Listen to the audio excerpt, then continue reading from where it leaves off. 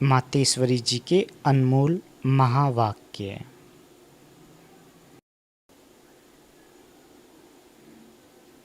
मम्मा कहते, निरंतर ईश्वरीय याद की बैठक। अब जब परमात्मा की याद में बैठते हो तो बैठने का मतलब क्या है?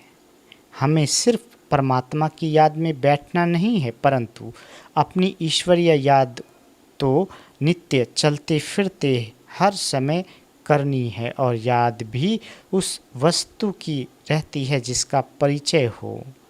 उसका नाम रूप क्या है? अगर हम कहें ईश्वर नाम रूप से न्यारा है तो फिर किस रूप को याद करें? अगर कहें ईश्वर सर्वव्यापी है तो उनकी व्यापकता तो सर्वस्त्र हो गई, तो फिर याद किसको करें? अगर याद शब्द है तो अवश्य याद का रूप भी होगा। याद का मतलब है एक याद करने वाला। दूसरा, जिसको याद करते हो तो ज़रूर याद करने वाला उनसे भी भिन्न है, तो फिर ईश्वर सर्वव्यापी नहीं ठहरा। अगर कोई कहे हम आत्माएं परमात्मा की अंश है, तो क्या परमात्मा भी टुकड़ा टुकड़ा होता है? फिर तो परमात्मा विनाशी ठहरा, उनकी याद भी विनाशी हुई। अब इस बात को लोग नहीं जानते, परमात्मा भी अविनाशी है। हम उस अविनाशी परमपिता परमात्मा की संतान, आत्मा भी अविनाशी है। मम्मा कहते, तो हम वंश ठहरे ना कि अंश। अब ये चाहिए नॉलेज जो परमात्मा स्वयं आकर हम बच्चों को देते हैं।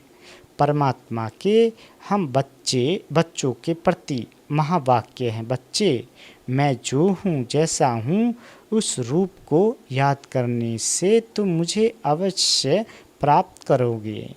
अगर मैं दुख सुख से न्यारा पिता सर्वव्यापी होता तो फिर खेल में सुख दुख नहीं होता, तो मैं सर्वव्यापी नहीं हूँ।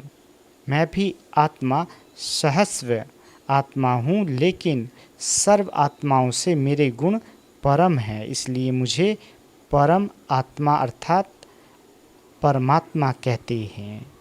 अच्छा, ओम शांति।